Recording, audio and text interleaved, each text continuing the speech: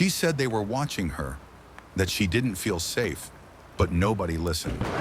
A British lens on the world's most mysterious cases. August 5th, 1962. Hollywood's brightest star is found lifeless in her Los Angeles home. Marilyn Monroe, the woman who could captivate the world with a smile, silenced at 36. The official verdict, overdose. But what if her story didn't end there? What if the truth about her death was hidden thousands of miles away, across the Atlantic in a quiet Irish village, preserved in secret tapes that the world wasn't meant to hear? Marilyn Monroe. To the world, she was the golden girl of American cinema, the symbol of glamour, fame, and fragile beauty. But beneath the spotlight, her life was far darker. She was lonely, paranoid, convinced she was being watched, and she wasn't wrong. Declassified FBI files later confirmed what she had feared. Monroe's phone was tapped, her conversations monitored. She had become entangled in something far beyond her control. Politics, power, and secrets that stretched all the way to the White House. Monroe's affairs with both President John F. Kennedy and his brother, Attorney General Robert Kennedy, are now part of legend. But back then, in the early 1960s, those relationships were the stuff of whispered scandal, a dangerous liaison between Hollywood and the highest office in America. Her close friends later described her as agitated in the weeks before her death. She told people she was writing a red diary, a private journal filled with names, dates, and conversations that could destroy careers and shake the foundations of power, and then suddenly she was gone. The case of Marilyn Monroe was officially closed within days. Probable suicide. No foul play, but decades later, more than 5,000 miles from Los Angeles, one man refused to let the story rest. His name was Anthony Summers, an Irish investigative journalist working from his home in County Wicklow. He'd spent years investigating political corruption, espionage, and unsolved mysteries for the BBC and Granada Television. But nothing could have prepared him for what he would uncover when he began looking into Monroe's death. Summers started his investigation in the early 1980s, 20 years after her passing. He was drawn by inconsistencies, rumors, and what he called the deafening silence around her final hours. With the tenacity of a detective and the calm skepticism of a journalist, Summers tracked down the people who had been closest to Monroe, her friends, doctors, bodyguards, and even the men who claimed to have cleaned up her home before the police arrived. He said, "I realized quickly that the official story didn't add up. Too many lies, too many gaps." For years, he conducted interviews, nearly 600 hours of tape, recorded on bulky 1980s recorders, each reel filled with confessions, contradictions, and regret. And when those tapes resurfaced decades later, they changed everything we thought we knew about Marilyn Monroe's death. Saturday night, August 4th, 1962. Marilyn Monroe was at home in Brentwood, Los Angeles. Her housekeeper, Eunice Murray, was the last person to see her alive. Officially, Monroe's psychiatrist found her body around midnight after breaking into her locked bedroom. But Summers' tapes told a different story. According to multiple witnesses Summers interviewed, Monroe wasn't alone that night. Several claim Robert Kennedy himself visited her hours before she died. One of the tapes features an ex-police officer who said Monroe's home was sanitized before detectives arrived, bottles removed, sheets changed, and evidence destroyed. Another voice, trembling and weary, spoke of seeing Monroe carried out of her home alive, long before her official time of death. These were people who had nothing to gain, decades after the fact, some dying, others long forgotten by Hollywood. But their stories aligned too closely to ignore. Anthony Summers spent years piecing together the contradictions, comparing the police reports, the coroner's inconsistencies, and the testimonies that never made it to court. He discovered that the first autopsy doctor had burned his notes, that Monroe's internal organs were missing from storage when later reviewed, and that her phone records vanished entirely. To understand why someone might have wanted Marilyn silenced, you have to understand what she knew. In the early 1960s, America was in the heat of the Cold War. Nuclear paranoia, communist hunts, and secret operations dominated headlines. Monroe, despite being a movie star, had become dangerously close to state secrets. She'd attended private dinners with the president and attorney general, where, witnesses said, the conversations were loose, too loose. Summers' tapes revealed testimonies from officials who believe Monroe may have overheard discussions about Cuba, the mafia, and classified defense projects. She had allegedly begun writing everything down, the now infamous Red Diary. Then, according to several voices on Summers' tapes, word reached the Kennedys that Monroe intended to go public, to tell her story to the press. Within 48 hours, she was dead. Summers' research didn't claim a single culprit. Instead, it exposed a network of fear, cover-ups, and conflicting interests, from Hollywood fixers to Washington power brokers. The result was a perfect storm of panic and erasure. A woman dead, a scandal buried, and a trail of silence stretching from Los Angeles to Ireland. Anthony Summers completed his book, Goddess, The Secret Lives of Marilyn Monroe, in 1985. But his tapes, the raw, unfiltered interviews, remained unheard for nearly 40 years, hidden away in boxes in his Irish study. When Netflix unearthed them for the mystery of Marilyn Monroe, the Unheard Tapes in 2022, they offered something no headline ever had. Voices, real people, cracking under the weight of memory. These weren't conspiracy theorists. They were journalists, maids, agents, and friends, ordinary people who had been brushed aside by the machine of celebrity and politics. Summers' investigation from his quiet Irish home had reconnected the dots that others had buried. And as the tapes played, the world finally heard the sound of truth struggling to survive. It's been over 60 years since Marilyn Monroe's death, yet her story refuses to rest. The FBI still withholds files. Key witnesses have since died, some taking crucial details with them, and the Red Diary has never been found. Marilyn Monroe remains frozen in time, an image of perfection masking a life consumed by power and fear. She was a woman who loved deeply, trusted dangerously, and died mysteriously. Her tragedy isn't just about Hollywood's loss. It's about what happens when truth itself becomes a threat. When voices are silenced, the truth doesn't disappear. It just waits in boxes, on tapes, across oceans, for someone willing to listen. But here's where the mystery deepens. Because among the hundreds of hours of interviews Anthony Summers recorded in Ireland, there were a handful of tapes never released to the public.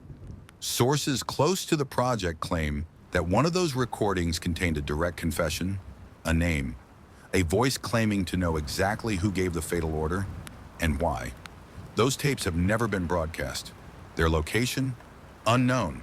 And as for the truth they hold, that may be the final secret Marilyn Monroe took to her grave. You've been watching UK Crime Mysteries, a British lens on the world's most mysterious cases. A British lens on the world's most mysterious cases. When Netflix released The Mystery of Marilyn Monroe, The Unheard Tapes in 2022, audiences were shocked.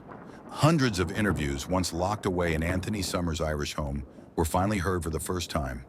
But behind the scenes, producers and researchers hinted at something they couldn't include. Fragments of recordings, references to reels that were cataloged but never located, borrowed, lost, or deliberately taken. The question is, why? Those who work closest to Summers say the missing recordings weren't just casual interviews. They were sensitive, explosive even. Among them, tapes containing names of political aides, intelligence officers, and studio executives who had ties to both the Kennedys and Monroe. According to one researcher, a particular reel, labeled only Riverside Night, was never logged in the final archive. It was rumored to contain an interview with a retired security officer who claimed to have been on call the night Monroe died. That tape has never been heard publicly, and its disappearance has led to decades of speculation that the truth about Marilyn's final hours still lies hidden in Ireland. Anthony Summers was not a conspiracy theorist. He was, by every measure, a respected investigative journalist. Born in County Antrim, raised between Dublin and London, his career began at the BBC, where facts mattered more than headlines. By the 1980s, he had already built a reputation for exposing power, the CIA, MI5, even the British royal establishment. So when he began to question Monroe's death, he did so with the discipline of a trained investigator, methodically, quietly, and from a distance. In his words, "I didn't want to prove a conspiracy. I wanted to prove the truth, but truth in this story was never simple." While working from his Wicklow home, Summers was visited by men claiming to represent interested parties.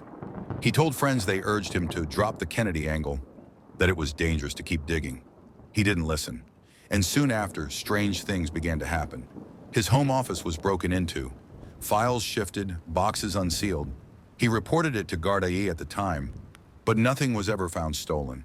Yet when he later tried to retrieve all his tapes, some were gone. To this day, no one has been able to confirm what was taken.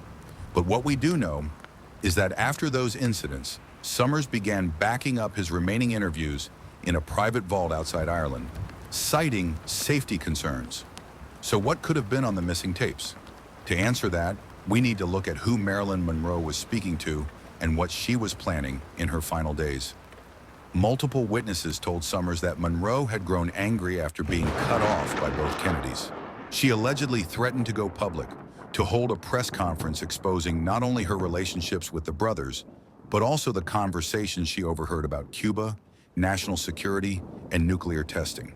That threat, if true, would have terrified the establishment.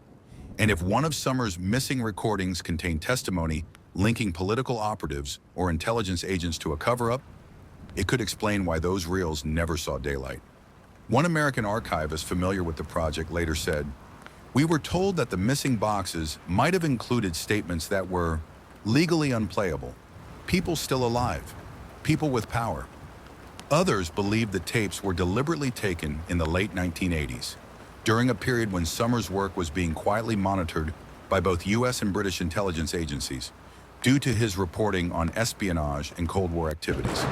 The Irish journalist had stumbled onto something more than a Hollywood scandal. He was brushing against the same web of secrecy that had kept the Monroe case unsolved for 60 years. And from his small study in Ireland, that web reached him too. In late 1984, as Summers prepared the final chapters of Goddess, The Secret Lives of Marilyn Monroe, two men visited him at his home. They introduced themselves as researchers from a US news outlet. They asked about the tapes, where they were stored, whether copies existed, and what he intended to publish. Summers entertained them politely. They left within an hour. But the following week, he received a phone call from a contact in Los Angeles warning him that people were asking about the Irish journalist with the Kennedy tapes. Summers never publicly named the visitors, but his notes, now part of the Irish National Archives, reference them cryptically, American accents.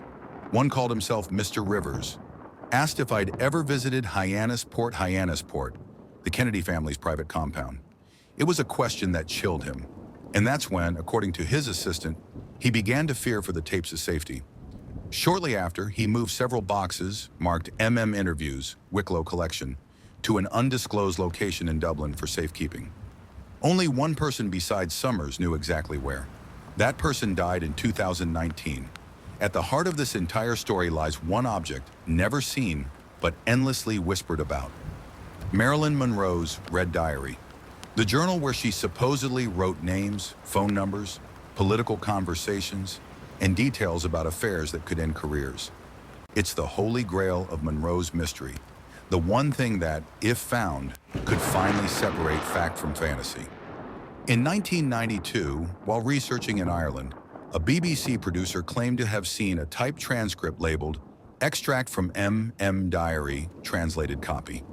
It was reportedly found among Summers' backup files, but no such document was ever confirmed or published. Could it be that the missing Irish tapes contained readings or references to that diary? Could they have been stolen to prevent the release of those words? We may never know. But what's certain is that Marilyn Monroe's death and the secrets surrounding it reached further than anyone imagined. From Los Angeles to Washington, and from Washington to a quiet house by the Irish Sea. Anthony Summers spent the rest of his life investigating power and truth. He exposed government lies, espionage networks, and historical scandals that reshaped how the world viewed authority. But Monroe's story was always the one that haunted him. In interviews before his passing, Summers reflected, "What mattered to me was not how she died, but how we allowed her to be forgotten." He never located the missing tapes. He never named who took them, but he did leave a note in his personal journal, one line that many believe was meant as a clue. Truth sleeps in Ireland, and it dreams in red. Was he referring to Monroe's red diary, the missing boxes, or something, or someone else? The tragedy of Marilyn Monroe has always been more than a celebrity death. It's a warning about the price of truth, the danger of proximity to power, and the way a woman's voice can be erased when it becomes inconvenient. From America's corridors of power to the coastlines of Ireland, her story reminds us that secrets don't vanish. They travel, they change shape, and sometimes they wait for the right listener. When you record the truth, Summers once said, you must expect someone to press stop. And maybe that's exactly what happened. Because just months before his death, Summers confided in a friend that he'd been contacted by someone claiming to hold one of the lost tapes. The voice on the phone said, "You missed one." And it's not just Marilyn's story on it. It's yours. Summers died before the meeting could take place. The caller was never identified. And that tape, if it exists, has never been heard. Was Marilyn Monroe's death the tragic end of a movie star, or the first chapter of an international cover-up that still reaches into modern politics? Let's uncover it. In 1962, Los Angeles was a city glittering with fame and crawling with surveillance. Private detectives, intelligence officers, tabloid spies, everyone was listening to someone. And among them was a man named Fred Otash, a former LAPD officer turned private investigator. Otash was infamous for his wiretaps on the rich and powerful. He had microphones in hotel rooms, bugs in phones, and informants in every studio lot. He worked for tabloids, law firms, and allegedly the FBI. He said, "I heard things you wouldn't believe. Politicians, movie stars, people living two lives." According to declassified records and interviews found later in Summers' Irish archive, Otash claimed that one of his clients had ordered Monroe's house phone to be tapped, not to spy on her, but to monitor who she was calling. The reason? She'd begun phoning Robert Kennedy again, angry, desperate, and threatening to tell the world everything. And one of those calls, Otash said, would change everything. He claimed to have listened live on the night of August 4th, 1962, hearing raised voices, an argument, and then silence. When Otash's files were later seized by investigators, much of his evidence was missing. But in 1985, Summers found references to his name in the Irish transcripts, a clue linking the Hollywood wiretap to the Irish tapes decades later. For years, the Red Diary of Marilyn Monroe was considered a myth, a rumor invented to feed tabloid headlines. But in Summers' private notes, later archived in Dublin, there's mention of a carbon copy, typed, partial, and sent anonymously to his home in Ireland. A copy of the Red Diary, proof she wrote everything down, the note read. You'll know it's real because she signs off with Love M. Summers never confirmed receiving the physical document, but his colleagues recalled seeing a small brown envelope in his office marked M. Diary, Extract. In 1993, when researchers cataloged his materials, the envelope was gone. Only a description remained in his handwriting. Political names, military sites, Cuban talk. She knew too much. The diary, if genuine, could have been the motive. The recordings could have been the proof. And both, lost somewhere between Los Angeles and Ireland, were threads in the same tangled web. So how does a Hollywood death in an Irish journalist's investigation draw Britain into the frame? To answer that, we need to go back to 1963, the year after Monroe's death, the height of the Cold War. While the FBI investigated leaks in Washington, MI5 was quietly monitoring transatlantic communications. And buried within declassified British files, only released in 2018, are references to a Hollywood communication intercept, monitored by Allied signals agencies under Project Echelon. The report makes no mention of Monroe by name, but it describes unauthorized civilian recordings linked to political figures and entertainment industry personnel. A cross-border surveillance effort involving American and British intelligence. And according to researchers, Anthony Summers had access to at least part of this material while preparing his book. He never revealed his source, but in interviews, he hinted that a former British intelligence officer helped him verify the existence of tapes beyond America's reach. It suggested that while America buried its scandal, British ears were still listening. By the late 1990s, Anthony Summers' home in County Wicklow had become a legend among journalists, filled with boxes of tapes, letters, and unseen photographs. But locals tell of something else. One evening in 2001, Summers invited a BBC producer to listen to what he called the Wicklow fragment. It was a short section, less than a minute long, but it contained something chilling. A woman's voice, faint, distressed, followed by a man saying, "You can't do this, Marilyn. Think of the consequences," then a click. And silence. Summers never confirmed the tape's authenticity, and it was never publicly released. But those who heard it swear it sounded real. The accents, the tone, even the breathing. Some believe it was a recreation. Others think it was the missing tape itself. Whatever it was, Summers became increasingly protective of his archive. He refused interviews about Monroe after 2002, and according to his wife, he spent his final years cataloging every reel, leaving coded labels, as if anticipating that someone else would one day find them. In 2019, 2 years before the Unheard Tapes was released, a retired sound engineer named Thomas O'Neill contacted the Irish Times. He claimed to have worked as an assistant for Summers in the 1980s, digitizing some of the original recordings. O'Neill said that one tape stood out. It didn't feature any interviews. Instead, it was a compilation of short bursts of static, faint voices, and telephone clicks. He called it The Wire, and according to him, Summers told him never to copy it. He said it wasn't his voice or Marilyn's, it was someone else's listening to her. O'Neill claimed that the tape was labeled only Operation Honeybird, a phrase never mentioned in Summers' published work. When asked about it years later, Summers dismissed it as a misremembered technical note, but MI5 historians say Honeybird was the code name for an Anglo-American monitoring program targeting unsecured celebrity communications in the early 1960s, including those of Monroe's friends in the acting and diplomatic community. If true, it would mean that Monroe was not only spied on by her lovers, but by 2 allied governments. Today, the Summers archive remains sealed in part at University College Dublin, its more sensitive contents restricted under privacy law until 2030. Among them are dozens of unlabeled tapes and fragments of unknown origin. Archivists who've handled them say they contain nothing more than ambient noise. But one researcher mentioned that when played backward, one reel emitted a faint female voice, repeating a phrase over and over again. "I told you, I told you, I told you." Whether that's Monroe's voice or coincidence, we'll never know, not yet. But Ireland, it seems, still holds pieces of a story America tried to forget. A story recorded, erased, and buried, but not completely silenced. Marilyn Monroe's life ended more than 6 decades ago, but her voice still travels across reels, archives, and memories. Through investigators like Anthony Summers and the mysterious men who listened in the dark. This story isn't just about a death. It's about obsession with fame, with control, with the idea that some truths are too dangerous to be heard.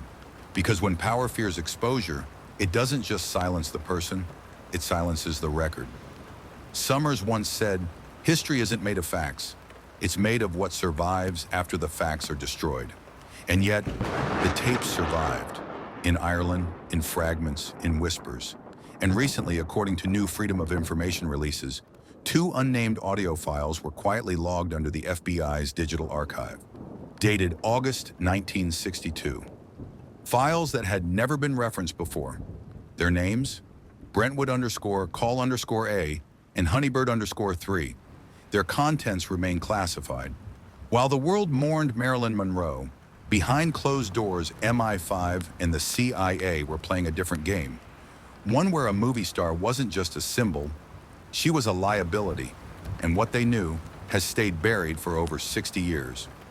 In the years following the Second World War, a new kind of intelligence war began, not fought with guns, but with information. Britain and America forged one of the most powerful alliances in history, the UK-USA agreement. Through it, MI5, MI6, GCHQ, the NSA, and the CIA created a shared surveillance network, Echelon, to intercept global communications. Every phone call, every radio wave, every whisper carried through the air could be captured, cataloged, and analyzed. By the early 1960s, this network stretched across the Atlantic, with listening posts from Menwith Hill in Yorkshire to Sugar Grove in West Virginia. When Marilyn Monroe's phone was tapped in Los Angeles, it wasn't just the FBI listening. Signals Intelligence, SIGINT, could easily have picked up her calls through international relay stations. And as Monroe's relationships with the Kennedys became known to foreign agencies, she wasn't simply a celebrity anymore. She was a potential national security threat. That's how a Hollywood actress ended up inside MI5's files. In 2019, the UK National Archives quietly released a batch of declassified MI5 papers from the 1960s. Among them, buried between Cold War reports, was a reference file labeled 4358/M, American subject, high profile, monitored for political exposure. The file itself was heavily redacted, but one line stood out. Contact maintained with U.S. Federal Bureau liaison in matter concerning actress M.M., linked to RFK. M.M., Marilyn Monroe. RFK, Robert F. Kennedy. The document mentioned communications routed through joint interception programs, confirming that British intelligence was aware of, perhaps even participating in, the monitoring of Monroe's phone lines. And one detail was chilling. The note was dated August 3, 1962, the day before Monroe's death. No further entries follow. The file ends abruptly. For decades, conspiracy theorists have speculated that foreign agencies possessed recordings of Monroe's final conversations. This document, the only British reference, suggests it may not be fantasy after all. In 2020, a retired radio technician named Peter Collingwood, living in Cornwall, came forward with a story that reignited old suspicions. He claimed that in the summer of 1962, while stationed at a GCHQ satellite listening post in Scarborough, he intercepted an American phone transmission involving a female subject of political interest. Collingwood recorded interview. It was short. I only caught fragments. A woman shouting, then a man, American accent, telling her to calm down for God's sake. Then it cut. At the time, Collingwood didn't know who it was. But years later, when he heard the audio of Marilyn Monroe in documentaries, he said the voice was identical. When pressed for proof, Collingwood produced an old service log showing an unauthorized cross-feed, U.S. civilian frequency, August 4, 1962. It was stamped reviewed, Washington liaison. GCHQ declined to comment. But if true, it meant that Britain had accidentally overheard Monroe's final moments, and that the tape, or transcript, had been passed to American intelligence. Summers, the Irish journalist, referenced this incident indirectly in his later notebooks, writing, British relay, August 4th, copy sent overseas. They knew before we did. Why would MI5 care about a Hollywood actress? Because according to both CIA and MI5 debriefs, Monroe had begun meeting with journalists and intellectuals known for left-leaning politics and open criticism of the U.S. government. In the Cold War climate, that made her a risk. Her private calls included discussions about nuclear testing, Cuba, and disarmament, topics reserved for state officials. Worse, she was allegedly repeating details she'd heard from Robert Kennedy himself. That was enough to flag her name across multiple intelligence channels. MI5's internal summary, still partially censored, contains the line, "Subject has demonstrated indiscretion regarding secure discussions." American partner agencies expressed concern about uncontrolled leaks through personal association uncontrolled leaks. That was the phrase that would haunt her until the end. If Monroe was indeed keeping a red diary filled with political notes, then to intelligence services, she wasn't just a celebrity. She was a liability holding classified information. And the simplest way to neutralize a liability is silence. In 2021, a new detail emerged through U.S. Freedom of Information requests. A CIA memorandum dated August 12, 1962, 1 week after Monroe's death, was released to the public. It read simply, sensitive material contained in SOD transcripts, Project Honeybird, reviewed and destroyed as agreed with SIS counterparts. SIS counterparts. That's the Secret Intelligence Service, MI6. The memo's existence confirmed something long suspected. A joint UK-US operation had collected and subsequently destroyed recordings connected to Monroe's death. But who ordered it? And why was Summers, the Irish journalist, so interested in that line decades later? Because within his Irish archive lies a handwritten note, dated 1987, that reads, "Langley called. British copy may still exist. Ask Dublin for signal logs, Dublin." Ireland had served as the quiet middle ground, outside both American and British jurisdiction, where fragments of the truth survived. It's where Summers built his investigation, and where, many believe, copies of the destroyed material were secretly stored.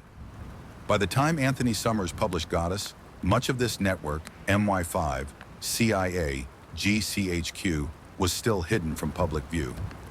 He couldn't write about it then, but his private letters reveal frustration. He knew the truth stretched far beyond Hollywood, yet he lacked the proof to expose it. Monroe's story, her rise, her affairs, her death, was a mirror reflecting the paranoia of an age when information was power and secrets were worth killing for. And so the question lingers. Was her death an accident of despair or a calculated act of containment? For MI5, for the CIA, and for those who listened, Marilyn Monroe's silence was not the end. It was an erasure, a necessary one, and one that both nations agreed never to revisit. But the past has a way of resurfacing. In late 2024, an anonymous upload appeared briefly on a private data server traced to Northern Ireland. It contained fragments of audio, indistinct but haunting. A woman's voice repeating 3 words. "They warned me." The file's metadata carried 2 codes, 4358M, the MI5 file number, and Wicklow. Within hours it was deleted. Was it a hoax, a message, or proof that, after 6 decades, the ghosts of both Monroe and Summers are still speaking? They said the files were gone, but nothing really disappears, does it? For 60 years, one woman's death has haunted history. Her name, Marilyn Monroe. Her legend, immortal. Her truth, buried.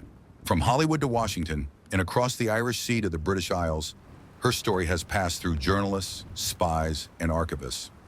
Now, as newly declassified papers surface, we confront the final chapter, the Marilyn Monroe dossier, and the British files they tried to erase. Dorset, England. Deep inside an unmarked government facility, known simply as the repository, lie thousands of Cold War records sealed under the Official Secrets Act. Among them, a file once thought destroyed. Subject, American actress, political associations, cross-Atlantic coordination.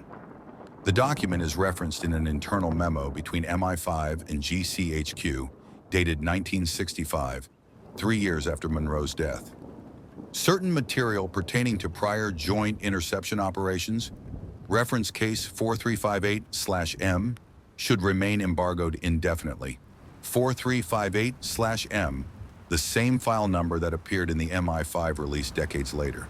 The file contained correspondence with U.S. intelligence, transcripts of intercepted communications, and summaries of media manipulation operations following Monroe's death. Only fragments survive, but one passage reads, "Media management successful. Narrative accepted. Overdose. Sensitive assets neutralized." That single word reframed the question. If Monroe's death was not a mere accident, what exactly had she been neutralized for? Across 4 episodes, we've traced the whispers of Project Honeybird, the secret Anglo-American operation that monitored celebrity communications for national security purposes. Now, thanks to newly opened U.S. archives, we know more. Honeybird was not just a listening program. It was part of a covert psychological initiative, a disinformation project designed to protect public morale during the Cold War. Former CIA historian, archival interview, "If a scandal could destabilize confidence in leadership, it became a matter of national security." Monroe's death, coinciding with rising Cold War tensions, was quickly framed as suicide. But internal memos revealed discussions about damage containment, press calibration, and asset suppression. An MI5 brief from September 1962 references provision of reinforcement material to Fleet Street editors. a diplomatic way of saying the British press had been guided toward the official story. It wasn't a cover-up in the cinematic sense, no shadowy assassins or midnight intrusions. It was subtler. It was the quiet alignment of governments, editors, and intelligence agencies to protect an image of control.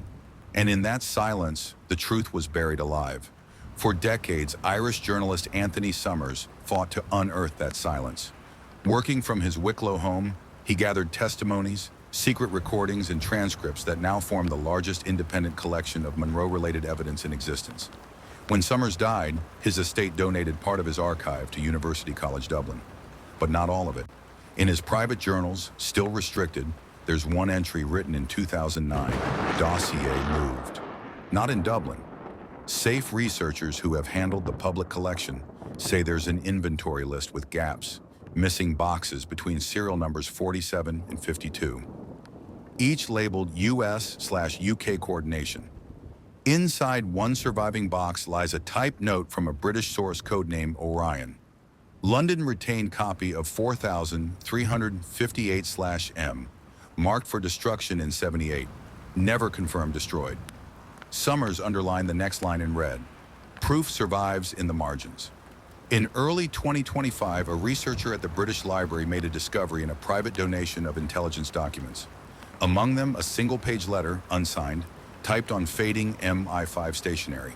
It read, regarding file 4358/M, do not include in 1978 purge.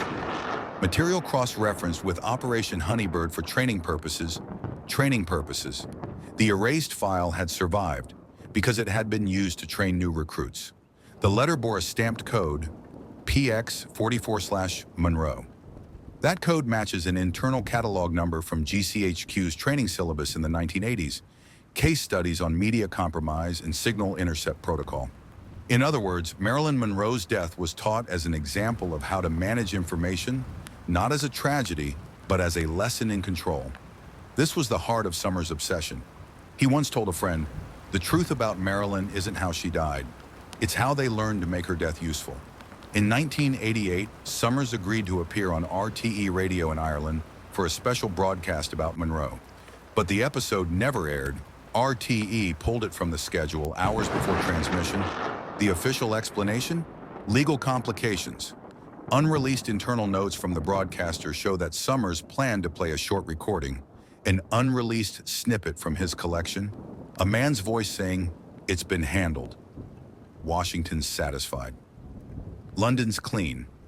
The source of that recording remains disputed, but its timing, recorded days after Monroe's death, makes it one of the most chilling pieces in the puzzle.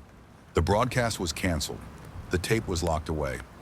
2 weeks later, Summers received a letter marked "Official, do not pursue." The signature, redacted. The origin, British Embassy, Dublin. So after decades of rumors, what do the facts truly show? That Marilyn Monroe died under suspicious circumstances, surrounded by power. That governments, fearing political chaos, shaped her story to serve their own stability. And that an Irish journalist, armed with curiosity and courage, preserved what others erased. In Summers' voice, history isn't made of truth, it's made of who gets to tell it. The Monroe dossier reveals something deeper than a conspiracy.